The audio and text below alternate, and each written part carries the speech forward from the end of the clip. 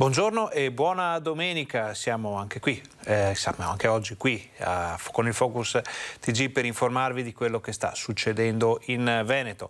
Non solo in Veneto naturalmente, perché quello che accade qui ha radici magari a volte lontane. Parleremo infatti poi della paura legata alla variante Omicron che sta spaventando un po' tutto il mondo. Abbiamo molta cronaca, abbiamo tante notizie che arrivano da tutto il Veneto nel nostro Focus TG dalle 12 alle 13 in diretta anche di domenica. Cominciamo con la cronaca, perché questa notte c'è stato un pauroso incidente. Siamo nella Pedemontana, vediamo anche le foto che ci arrivano dai vigili del fuoco grazie alla regia di Alessandro Costacurta.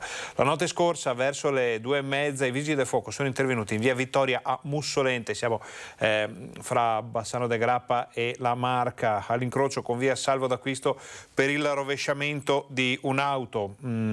Dopo la perdita di controllo da parte del conducente rimasto ferito. I pompieri arrivati dal distaccamento di Bassano hanno messo in sicurezza l'auto utilizzando cesoie e divaricatori e martinetti idraulici. Hanno estratto il conducente rimasto incastrato all'interno del veicolo. Vediamo le operazioni di soccorso grazie alle immagini che ci arrivano dai vigili del fuoco del Veneto.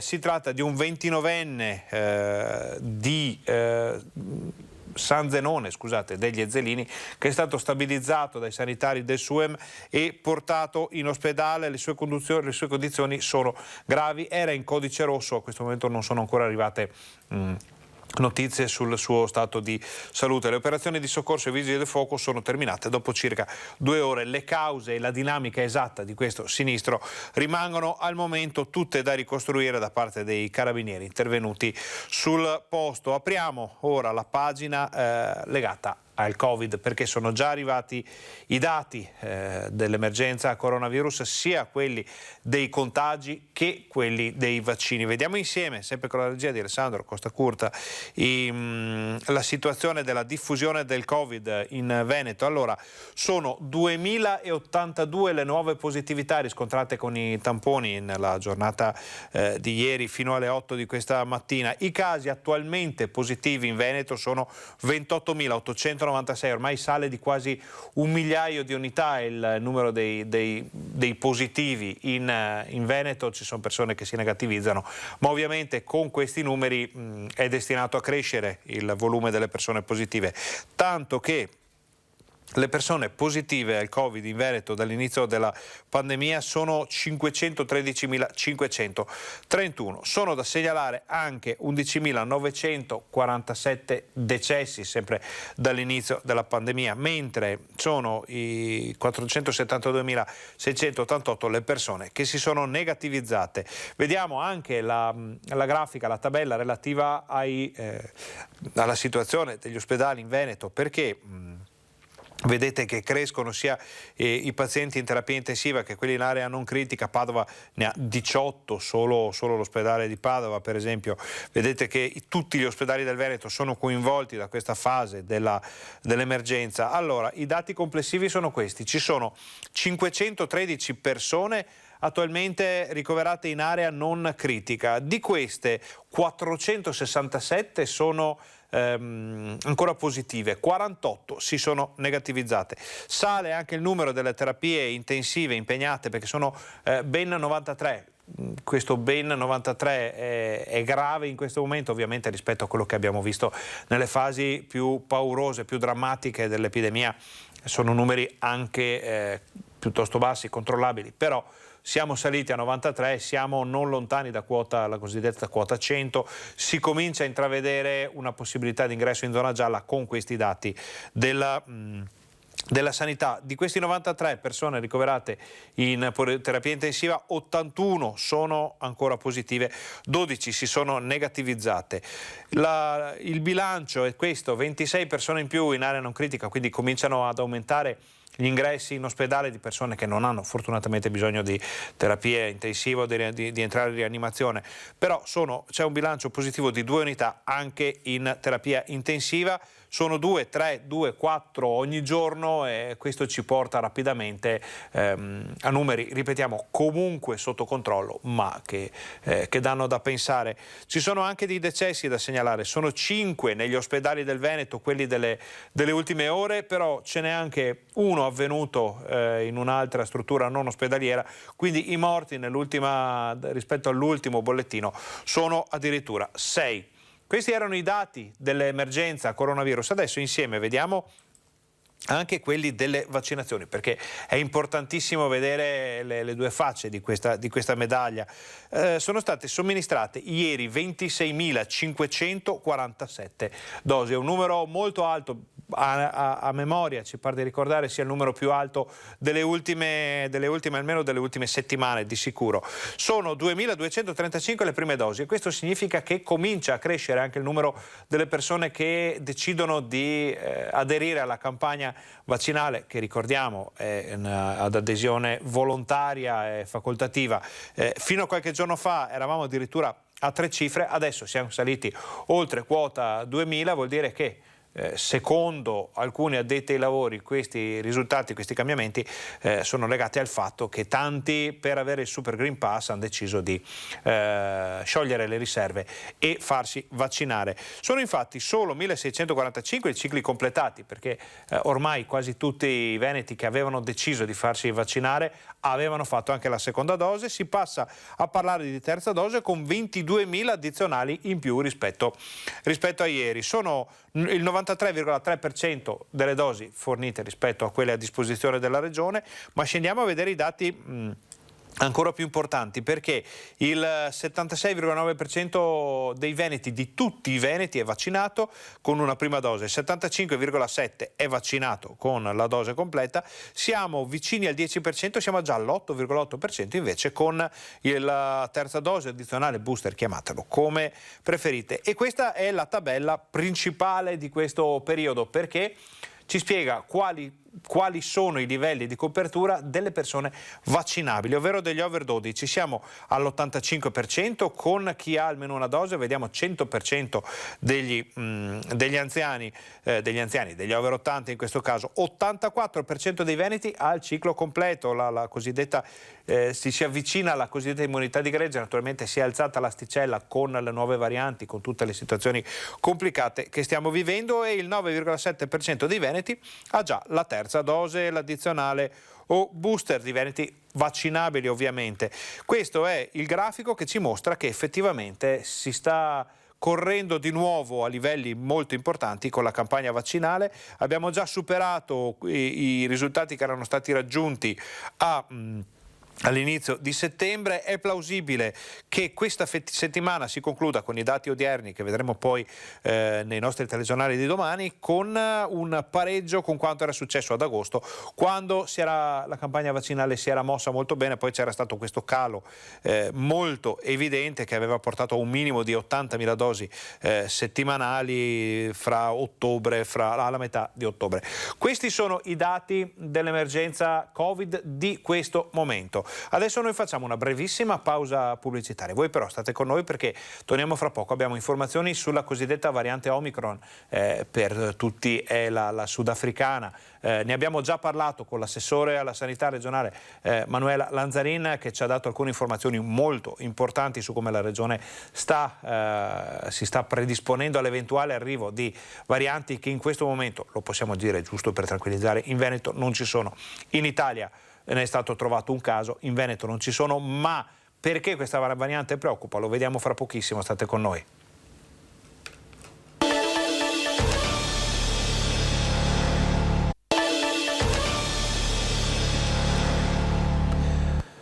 Buongiorno, bentornati al Focus TG, buona domenica naturalmente, siamo in diretta anche oggi in onda per informarvi di quello che sta succedendo in Veneto. Allora, abbiamo visto i dati dell'emergenza coronavirus poco fa, abbiamo visto che siamo quasi a 29.000 attualmente positivi in Veneto, con oltre 2.000 nuove positività. Le terapie intensive sono a quota 93 e siamo ben oltre le 400 persone ricoverate in area non critica. Si stava parlando della cosiddetta variante sudafricana, variante Omicron per gli addetti ai lavori. Allora, si dice che questa variante possa minacciare il contrasto globale al Covid, perché sarebbe capace di molte mutazioni. Questo dicono gli esperti, potrebbe addirittura essere resistente, addirittura e potrebbe, perché in questo momento non si sa ancora molto, agli anticorpi e ai vaccini. L'allarme è stato lanciato dagli scienziati africani in una conferenza stampa che si è tenuta giovedì. Il Regno Unito è stato il primo paese a chiudere i confini a 6 paesi del Sudafrica. L'Italia ha chiuso i voli e i confini a questi paesi del sud dell'Africa. Sappiamo che Israele nelle ultime ore ha chiuso tutti gli ingressi a tutti gli stranieri, e gli israeliani che tornano a casa invece devono fare una lunga quarantena, quindi ci si comincia a muovere un po' in ordine sparso, ma per ora l'ingresso in Italia è vietato a chi negli ultimi 15 giorni è stato in Sudafrica, Lesotho, Botswana, Zimbabwe, Mozambico e Namibia. Queste sono le zone da cui è vietato l'ingresso in Italia. Il Sudafrica, ci fanno sapere, ha una percentuale piuttosto bassa di vaccinati, solo il 28% della popolazione, e la variante che si muove piuttosto rapidamente in quelle zone ha un numero molto elevato di mutazioni, sono addirittura 32. Questo preoccupa la scienza, perché ha una capacità di essere molto infettiva e di evadere, queste sono notizie che ci arrivano in via ufficiale, la risposta immunitaria naturale e anche quella indotta dai vaccini. Quindi è plausibile, con queste premesse, che chi sta gestendo la risposta all'emergenza coronavirus sia preoccupato. Ovviamente può essere individuata dai tamponi molecolari, e anche questa è una cosa poi da confermare, avrebbe sintomi più lievi rispetto ad altre forme del Covid, di questa pandemia che stiamo vivendo. Naturalmente tutto questo è tutto ancora da vedere, da confermare, vedremo poi cosa succederà. Ne abbiamo già parlato però con l'assessore Manuela Lazzarin, sentite cosa ci ha detto. Oggi chiaramente stiamo parlando di precauzioni, perché non c'è nulla di concreto e certo, neanche rispetto al fatto che questa variante bucherebbe il vaccino. Siamo in allerta, c'è stato un incontro ieri sera tra le regioni e la parte tecnica del Ministero, ci hanno chiesto di essere molto attenti, di capire se ci sono casi e sequenziare subito. Noi abbiamo già preso contatto con l'Istituto Zooprofilattico per effettivamente essere tempestivi qualora ci dovessero essere dei casi o delle situazioni che noi riteniamo sospette. L'Istituto Zooprofilattico di Legnaro conferma: in Veneto non è stata ancora trovata la variante Omicron, ma la macchina per dare la caccia e isolare eventuali casi è già pronta. La speranza è che la temuta mutazione sudafricana, definita dall'OMS la peggiore finora vista, non appaia nel nostro territorio, ma il fatto che sia stata già individuata in Italia non fa dormire sonni tranquilli. I genetisti dello zooprofilattico lavorano dapprima con test rapidi che permettono un primo screening sui camponi risultati positivi ai molecolari, poi si cerca l'eventuale conferma con il sequenziamento del genoma. Secondo gli esperti, solo la valutazione sul campo potrà dire se gli attuali vaccini proteggono da quest'ultima variante, come è stato per quelle precedenti. L'unica certezza in Veneto è il contagio inarrestabile che caratterizza la regione in queste settimane. Resta, oltre alle precauzioni, la sola arma del vaccino: l'accelerazione programmata è cruciale. Abbiamo già al momento 1.400.000 prenotazioni per quanto riguarda terze dosi, e quindi insomma un numero molto importante. Le USL stanno aggiungendo slot, stiamo aumentando le linee, stiamo aumentando il personale proprio per arrivare ai 50.000 vaccini giorni come nei momenti di massima, perché abbiamo capito che metterci in protezione rimane la nostra unica e l'arma fondamentale che noi abbiamo. Abbiamo visto con i dati che ci sono arrivati dalla Regione che i vaccini effettivamente crescono in numero, siamo a 24-25 mila al giorno ormai in Veneto da qualche giornata.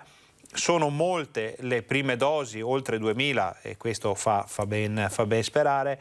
Naturalmente il Veneto ha una capacità vaccinale almeno, andando neanche a tavoletta come si suol dire, di 50.000 dosi al giorno, quindi le possibilità ci sono, resta da capire poi l'adesione quali sarà, se ci saranno persone spaventate da queste ulteriori notizie, qualcuno che magari indeciso deciderà di accedere o meno alle proposte da parte della sanità veneta. Abbiamo parlato con, naturalmente per telefono e a distanza, con i rugbisti veneti bloccati in Sudafrica che sperano di poter tornare. Ecco il servizio.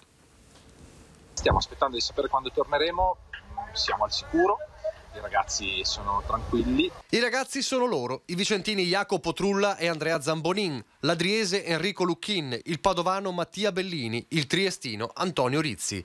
Il gruppo nordestino dei 40 rugbisti delle Zebre Parma bloccati a Città del Capo, in quel Sudafrica dove è scoppiato il caso della variante Omicron. Le zebre stanno bene, siamo chiusi in una bolla da qualche giorno, in realtà ci siamo solo andati ad allenare e siamo stati all'aria aperta, quindi qualsiasi gita è stata fatta mantenendo tutte le precauzioni, mascherine, tutte le precauzioni che erano necessarie. I giocatori si sono visti annullare 2 match dell'United Rugby Championship. Erano atterrati l'altro ieri a Cape Town via Milano e Dubai per sfidare domani gli Stormers e poi trasferirsi a Durban, sull'Oceano Indiano, per affrontare gli Sharks. Poi il blocco, la situazione è sospesa. Famiglie in ansia, l'incertezza che resta, ma il presidente della squadra lancia un messaggio per tranquillizzare tutti. La situazione a Cape Town è molto più tranquilla, almeno a vederla da fuori, di quanto si racconti. Quindi noi per ora rimaniamo nella nostra bolla e aspettiamo di tornare. Questo accade all'estero, accade molto lontano dall'Italia, dal Veneto. In Veneto invece accade che siano sempre di più i casi di Covid fra i più piccoli.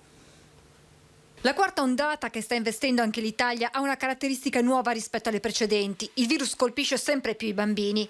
Il report dell'Istituto Superiore di Sanità mostra come nell'ultima settimana vi sia un aumento dell'incidenza in tutte le fasce d'età, soprattutto tra gli under 12, con 31.365 nuovi casi, di cui 153 ospedalizzati e 3 ricoverati in terapia intensiva.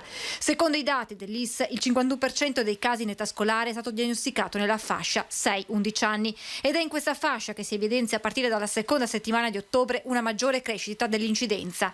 Da inizio pandemia, nella fascia tra 5 e 11 anni sono stati riscontrati 250.000 casi di positività al Covid, con un'incidenza in aumento.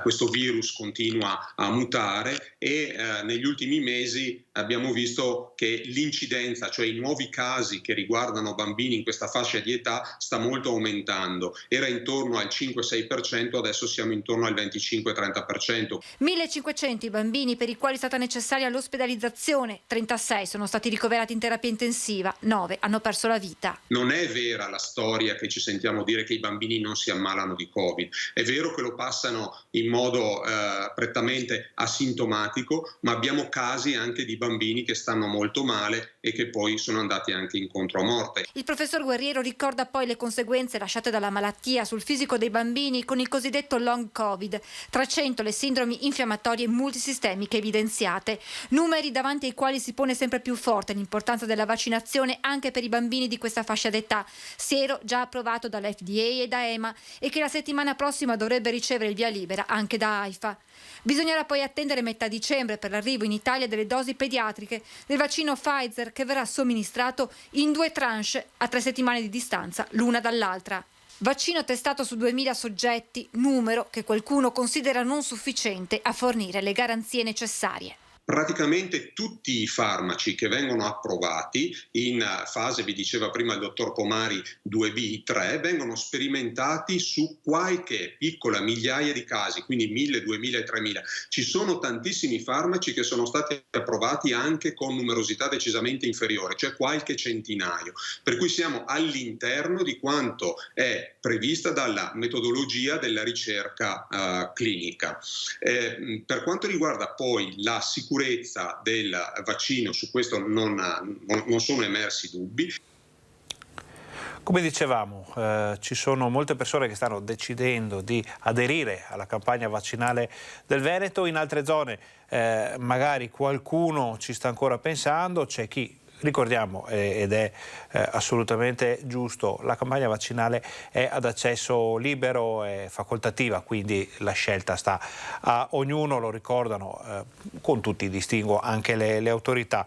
Però la sanità veneta sta andando alla ricerca nelle aree in cui magari i dati sono più bassi di aiutare eventuali situazioni. Per esempio c'è stato il Vax Day a Refrontolo. A noi è fatto molto piacere che lui sia venuta da noi per questo servizio. È stato accolto bene da noi, ma vedo anche dai cittadini. Non sono tutti del fronte, c'è venuta anche gente da fuori comune, ma va bene lo stesso. È importante insomma, che questa opportunità sia stata presa insomma, da parte di tutti quanti. Vaccini nelle sale del municipio. A Refrontolo questa mattina la task force dell'ULSS 2 ha raggiunto un altro dei centri in cui l'immunizzazione degli over 60 è percentualmente più bassa per incentivare la vaccinazione. 288 a fine mattinata i cittadini che hanno ricevuto la terza dose oppure la prima, per lo più giovani. Altri 32 si sono sottoposti all'antinfluenzale. Ha approfittato di questa occasione? Sì, perché qua vicino non ce ne sono neanche tanti, se no devo andare a Bodega, ci vuole di più, e sono vicino a casa. Comodissimo, comodissimo. Io vengo a fare l'antinfluenzale però, perché il vaccino ce l'ho a dicembre. Io sarei andata anche via, ma visto che qua nel mio paese, perché sono da qua e quindi sono contenta. Mia paura me la fa, che chi dice quel che vuole, me la fa. Aumenta dappertutto la pandemia, per cui bisogna correre ai ripari. Le persone si stanno rendendo conto che è fondamentale fare la terza dose booster e anche fare le prime dosi per avere il cosiddetto Green Pass rinforzato. Avete in mente di continuare questa esperienza? Sì, noi il 18 dicembre per esempio andremo a Santa Lucia. Nel framezzo vediamo se riusciamo, qualche altro sindaco che è disponibile, noi sicuramente andremo nei comuni. Iniziative realizzabili non solo con l'aiuto delle amministrazioni locali ma anche del volontariato, in questo caso alpini e protezione civile. Le cose sono andate bene, siamo contenti di quello che stiamo facendo e delle opportunità che diamo ai nostri cittadini. Andare nei territori significa anche sgravare parzialmente i centri vaccinali più affollati. Code e attese piuttosto lunghe si continuano a registrare all'ex Maber di Villorba e al Vax Point di Vedelago. Chiedo a tutti di avere un attimo di pazienza, noi dal metà della prossima settimana, da giovedì, amplieremo l'offerta vaccinale a 7.000 vaccini al giorno e quindi dopo andremo ovviamente a non avere più le code. Tengo anche a precisare che noi facciamo anche l'accesso diretto, per cui tanta gente arriva e non la mandiamo via, la vacciniamo comunque. Ora noi facciamo una brevissima pausa pubblicitaria, state con noi, torniamo davvero fra poco.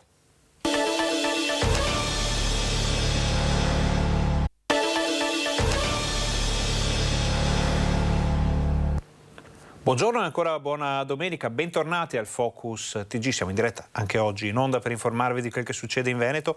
Rimaniamo nella Marca, rimaniamo in provincia di Treviso, da Refrontolo andiamo a Ormelle dove i dati del centro vaccinazione sono piuttosto alti. Roncadelle di Ormelle arrivano alla spicciolata al Vax Point aperto oggi al centro servizi Luigi Augusta in via Negrisia, che rimarrà operativo 7 giorni su 7 dalle 8 alle 20 per consentire principalmente la somministrazione della terza dose ai cittadini del comprensorio dell'Opitergino Mottense, altrimenti costretti a raggiungere Godega o Villorba. Era chiaro che dopo la chiusura di ponte nel territorio doveva esserci un punto di riferimento. Ben volentieri, come dicevo, abbiamo dato la disponibilità perché anche noi siamo comunque una struttura sociosanitaria e quindi siamo ben felici di contribuire, a dare sollievo alla popolazione in questo momento così difficile. La struttura conta già circa 600 prenotazioni quotidiane nelle giornate rese disponibili, ci spiega la dottoressa Monica Piccin dell'ULSS 2, responsabile del Vax Point di via Negrisia, accompagnandoci all'interno. È l'area dell'accettazione dove le persone arrivano e vengono registrate dagli amministrativi. Poi si accomodano in attesa di effettuare l'anamnesi con i medici e quindi il percorso prosegue per la vaccinazione. Nella stanza attigua potranno trattenersi 15 minuti dopo la vaccinazione. Per l'integrazione sociale e sanitario che c'è sul nostro territorio, questa è una risposta ai 90.000 abitanti dell'Opitergino Mottense, ma non solo, perché come abbiamo visto nel centro vaccinale anche di Ponte di Piave, afferivano anche dei territori che appartengono alla destra Piave. Quindi fondamentalmente stiamo dando anche una risposta di integrazione e quindi li ringrazio per la disponibilità, ma soprattutto ringrazio anche il personale perché con questa apertura 7 su 7 si dà davvero una disponibilità a tutti. Importante anche qui il supporto dei volontari, c'è bisogno di nuove forze, chi può offrire il proprio tempo e la propria disponibilità si faccia avanti. C'è assoluta necessità di volontari, anche tenendo conto che andremo incontro ad un periodo che sarà ancora più impegnativo. Restiamo in tema, ma con un punto di vista più legato alla cronaca, perché sono centinaia i veneti coinvolti nella truffa del Green Pass. C'è una cellula che operava dal Veneto, una cellula importante che aveva chiaramente la gestione di uno di questi canali, più di alcune identità false, di alcuni account, e che quindi chiaramente si era resa responsabile di questo tipo di business. Un business gestito perlomeno a nord-est direttamente dalla zona di Verone, che vedeva come clienti centinaia di veneti che oggi risultano truffati, ma che a breve potrebbero rischiare a loro volta perché di fatto hanno acquistato o erano pronti a farlo Green Pass falsi. Questa è la nuova truffa stroncata dal nucleo speciale tutela privacy e frodi tecnologiche della Guardia di Finanza, con il coordinamento della Procura di Milano, una rete estesa a tutta Italia con diramazioni regionali. Un vero e proprio business a tutti gli effetti per poter avere il Green Pass, eludendo quelle che sono le attuali normative, senza dover quindi fare un tampone o essere vaccinati. Nella sostanza i truffatori, compresi 2 veronesi, chiedevano 100 euro rigorosamente in criptovalute in cambio di certificati verdi a prova di controllo. La formula era quella del soddisfatto o rimborsato. Non solo, su Telegram circolavano anche vere e proprie testimonianze di presunti clienti come questa.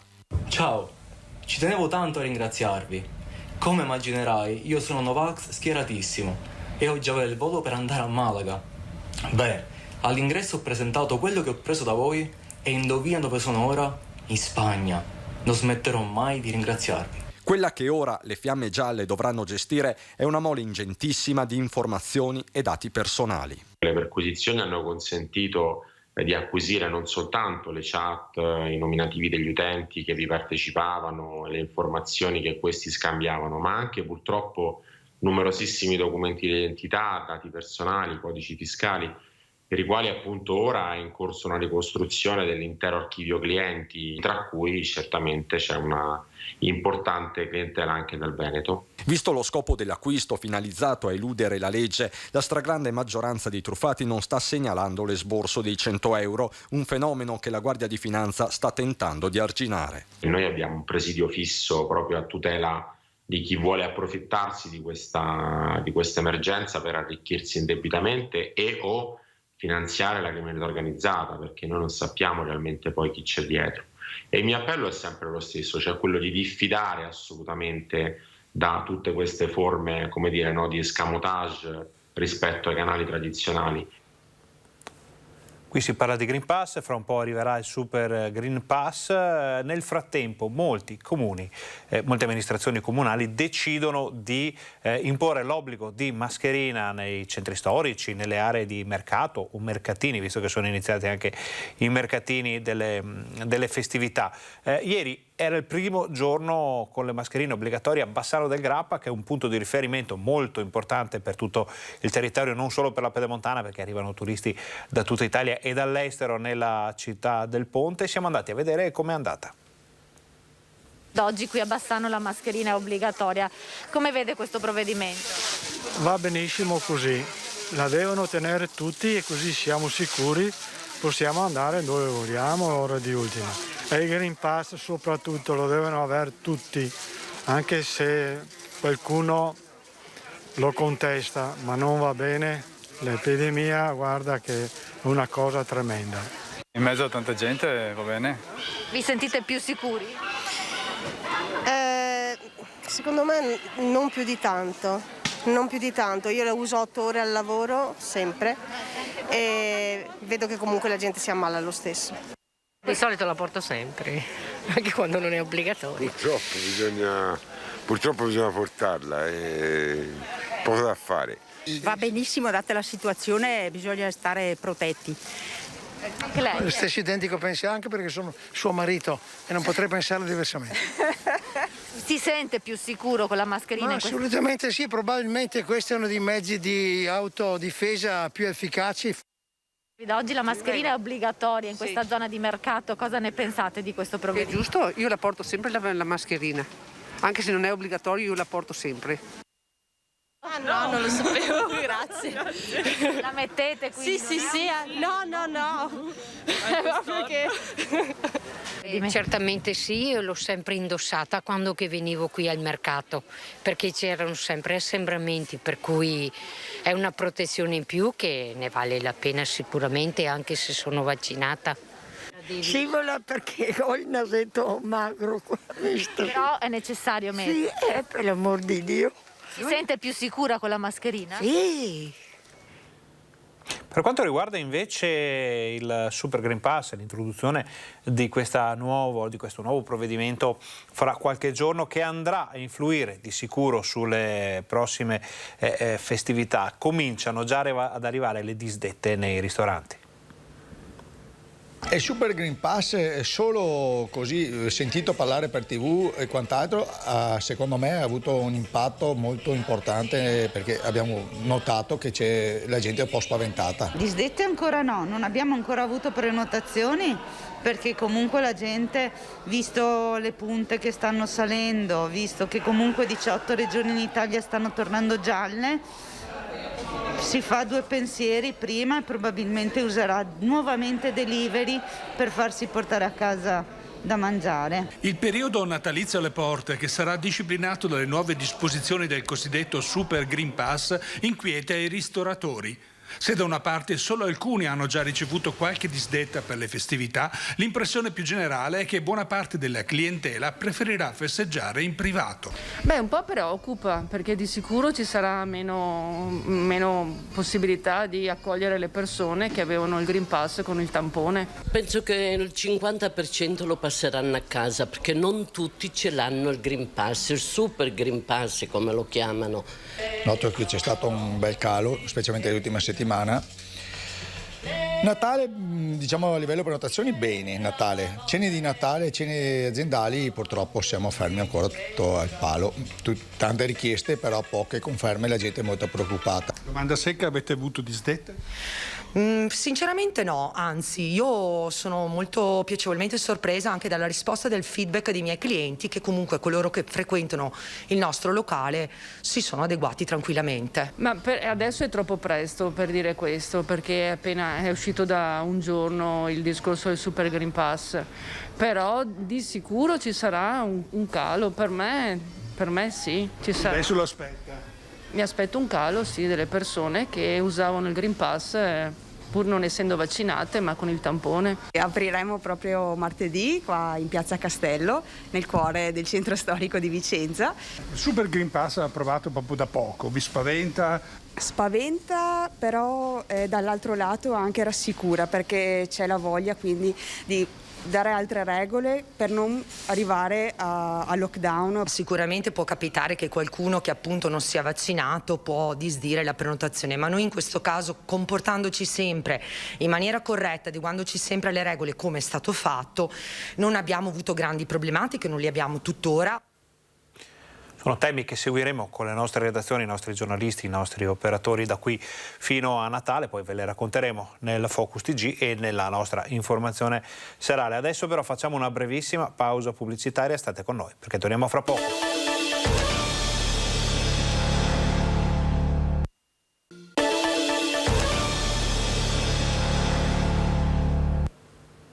Buongiorno, bentornati al Focus TG e buona domenica ancora. Siamo in diretta anche oggi in onda per informarvi di quello che sta succedendo in Veneto. In Veneto è arrivata la neve nelle parti più alte, nelle Dolomiti si era già vista, le zone un po' più basse, attorno ai 1000-1200 metri, non l'avevano ancora vista così, e noi abbiamo dei video che ci arrivano, in questo caso dall'altopiano dei 7 comuni, che vogliamo farvi vedere, ve li facciamo vedere con la regia di Alessandro Costacurta. Questo è un video che ci ha mandato Nicola Lobbia, assessore al turismo di Asiago, che questa mattina si è divertito a raccogliere un po' di bellissime immagini, poco più di una spruzzata di neve, ma quel che basta per trasformare, in questo caso l'altopiano, ma possiamo parlare anche per il Grappa, anche per altre aree alla stessa più o meno altitudine, in uno spettacolo veramente notevole. Questo fa ben sperare i il turismo, chi gestisce gli impianti, chi gestisce gli alberghi e non solo in quelle zone, perché si spera che possa scendere ancora un altro po' di neve e dare il via a una stagione turistica invernale in grado di risollevare tutto quello che è stato patito l'anno scorso e in questi mesi di grande difficoltà. Sono stati imbiancati anche i centri abitati, come potete vedere questa immagine di Asiago, ma anche Gallio, insomma quasi tutto l'altopiano coperto di neve. Invece usciamo da questo video perché abbiamo un'altra immagine abbastanza interessante, praticamente in diretta anche questa, che ci arriva dalla A4. Siamo nel Veronese, c'è stata una violentissima grandine sottilissima che è caduta, non ha fatto i danni che di solito fa la grandine, però ha imbiancato l'autostrada che si presenta così in questo momento, quindi chi deve mettersi alla guida lo faccia con la massima attenzione. È stata segnalata poi in spostamento, anche in Valpolicella è già arrivata questa perturbazione. Pare che possa spostarsi verso nord-est nel corso della giornata, quindi potrebbe tornare a far scendere 2 fiocchi di neve anche sui rilievi a questo punto della zona della Pedemontana. Allora, chiudiamo il capitolo meteo e andiamo a vedere le immagini che ci arrivano da Tombolo, dove c'è stato l'ultimo saluto, l'addio a Ennio Doris.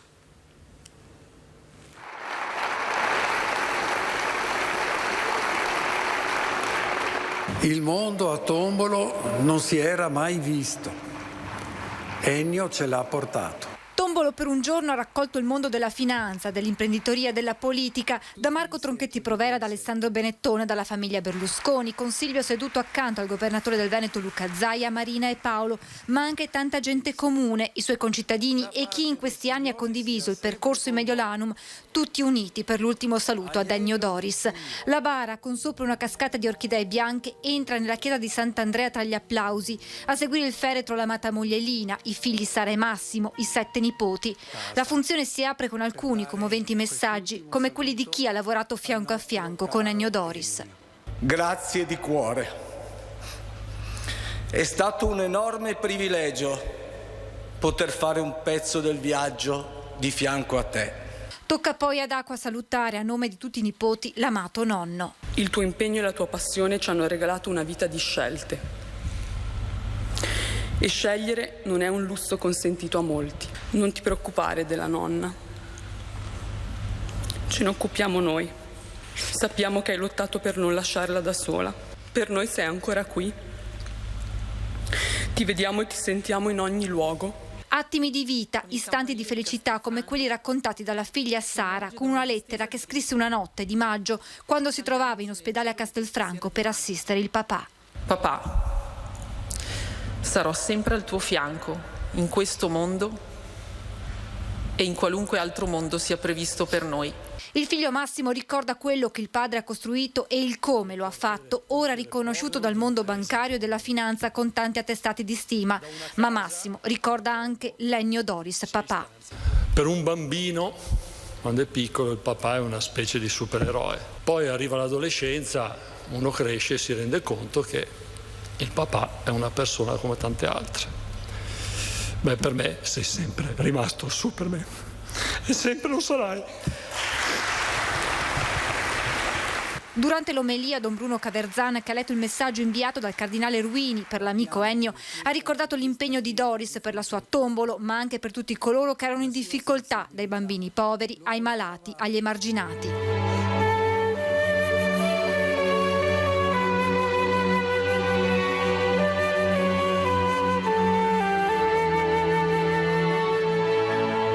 Al termine della funzione è il presidente Zaia a ricordare la figura imprenditoriale e umana di Ennio Doris. Di lui mi ricordo il sorriso, la grande visione, la positività, l'essere sempre dalla parte di chi ha avuto di meno, di chi non ha avuto fortuna e la grande sensibilità. Non posso mai dimenticare quella telefonata nella quale mi ha detto: guarda, io voglio donare 5 milioni di euro per la sanità del Veneto. Gli ho detto: ma cosa dobbiamo comprare? Fai in modo che i veneti non si ammalino.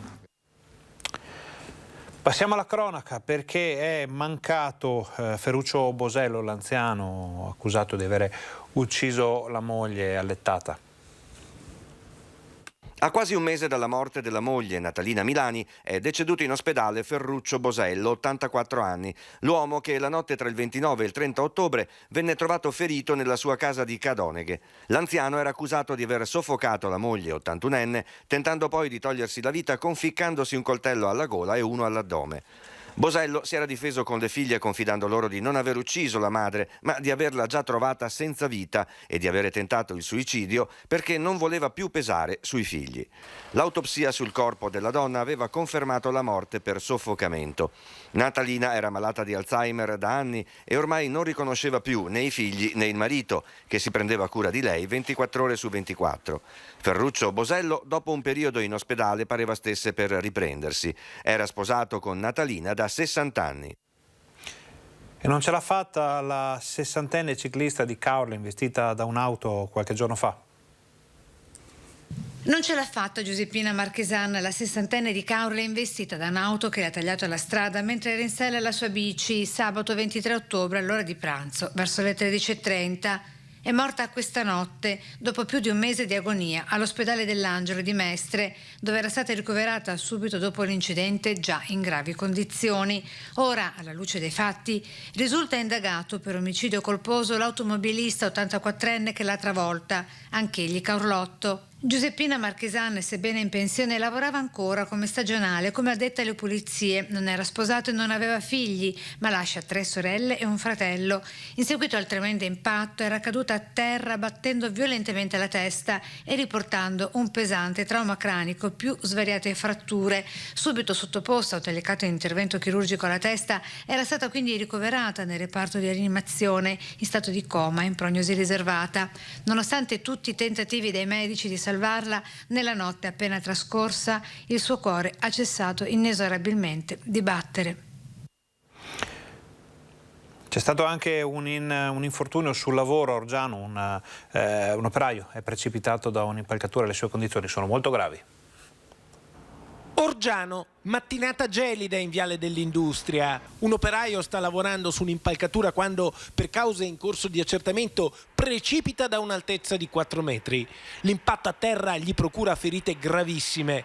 Viene allertato il 118, sul posto i medici del SUEM che intervengono per il primo soccorso, ma considerata la gravità dei politraumatismi riportati dall'operaio, interviene l'elisoccorso che lo trasporta all'ospedale di Verona. Ci arriva anche una notizia di cronaca da Verona, è appena giunta in redazione, quindi ci saranno poi degli aggiornamenti nel corso della giornata. C'è stata una rissa che ha coinvolto almeno una decina di persone a Verona. Un 23enne è rimasto ferito in modo gravissimo. Si tratta di un giovane di origini indiane coinvolto in questa situazione di cui ancora non si sa molto. Si sa solo che queste persone si sono affrontate nelle vicinanze immediate di un parcheggio di un centro commerciale della zona a sud della città scaligera. Sul posto sono intervenuti i carabinieri del radiomobile di Verona e della stazione di San Giovanni Lupatotto, che hanno trovato a terra il giovane, mentre tutte le altre persone che hanno partecipato a questa rissa si erano già dileguate. Il 23enne che lavora come bracciante agricolo è stato soccorso dai sanitari del 118 e trasportato all'ospedale di Borgo Trento, dove è stato sottoposto a un delicato intervento alla testa. La prognosi rimane riservata. Questa notizia di cronaca, vediamo se è arrivata qualche altra informazione in questo momento di cronaca. Fortunatamente no. Allora chiudiamo con quello che può essere il bilancio della Biennale a Venezia. Sono numeri da record quelli con i quali ha chiuso i battenti la 17ª edizione della Mostra Internazionale d'Architettura. tra i giardini della Biennale e le corderie dell'Arsenale. La Biennale supera se stessa e frantuma ogni record. Sono stati infatti 298.600 i biglietti venduti, cui si aggiungono 6.000 presenze durante la preapertura e la vernice, superando così il numero dell'edizione 2018. Nonostante l'anno particolare che tante limitazioni ha imposto al sistema scolastico universitario nazionale e internazionale, la presenza dei giovani sotto i 26 anni rappresenta il 32% dei visitatori totali. Una grande soddisfazione che ha come artefici assoluti il presidente della Biennale di Venezia Roberto Cicutto, con tutto il team della Biennale, e il direttore della mostra Shin Sarkis. 114 gli architetti partecipanti, 60 padiglioni nazionali, 17 i progetti collaterali. È riduttivo dire che siamo soddisfatti del successo, ha spiegato Cicutto. Grande è il sentimento di gratitudine verso tutti coloro che hanno reso possibile in tempi difficili. Nel frattempo ci è arrivato un aggiornamento sulle condizioni di salute del 29enne, in questo caso 28enne, probabilmente c'è stato un piccolo errore di trascrizione questa mattina, coinvolto nell'incidente gravissimo avvenuto a Mussolente. Si tratta, dicevamo, di un giovane di San Zenone degli Ezzelini. Le sue condizioni sono gravi, è in terapia intensiva, ma ci dicono che non sia in pericolo di vita. La dinamica è in via di definizione, la vedremo di sicuro, avremo di sicuro notizie più precise nel TG Bassano di questa sera. A questo punto noi vi ringraziamo per essere stati con noi, ringraziamo Alessandro Costacurta per la regia, vi diamo appuntamento al TG Bassano, TG Vicenza di stasera per tutte le altre notizie di questa domenica e vi auguriamo un buon pomeriggio.